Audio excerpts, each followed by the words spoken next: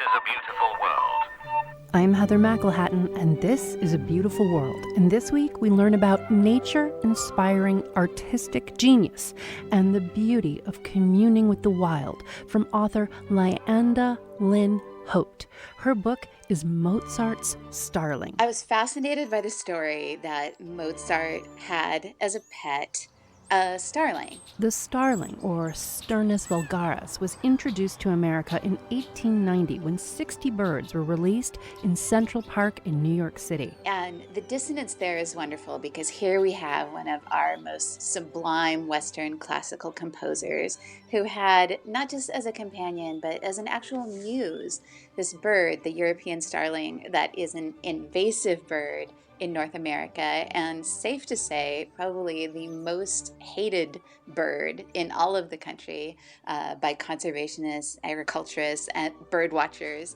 and even nature writers like me. Hoped was captivated by the story of a beloved composer loving a reviled bird, and she did some intensive research to capture the story. He recorded two things about the starling. One, that it imitated the motif of a beautiful concerto that he had just completed. And the second one was that he paid a few kreutzer for it and bought it and took it home. So we know from his own notebook that he had this starling. Starlings are highly social and verbal, known to be excellent mimics. Mozart was delighted by the starling's ability to mimic and alter his compositions. He recorded the bird's changes in his journal. Here's Mozart's rendition of a piano concerto in G major. Here are the starling's changes.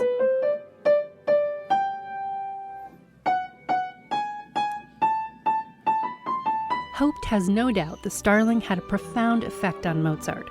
He wrote music for the bird, composed poems, and held a formal funeral for the starling when it died. She knows what a profound effect a starling can have on a household firsthand, because Hoped went one step further when researching Mozart's starling. She adopted a starling herself. So I basically grabbed this little bird on the way to the, city park dustbin, and she was only 5 days old at the time. She looked terrible. I thought she was going to die, but I hovered over her and grew into this healthy, flourishing bird who really did help me flesh out the story. Hoped named her starling Carmen, and they still live together to this day. She says the birds taught her family a lot about music, life, navigating the world together. When large numbers of starlings fly together, it's called a murmuration. They form these impossibly complex shapes as thousands of birds fly together in perfect harmony and unison.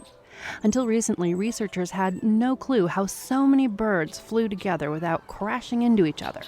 And the answer, it turns out, is 7 starlings. Each starling is paying attention to the 7 starlings next to it, and that movement scales rapidly through the flock. The metaphor that it leaves us with, we are living in a mystifying political time, and so many people are saying, what do I do? What do I do?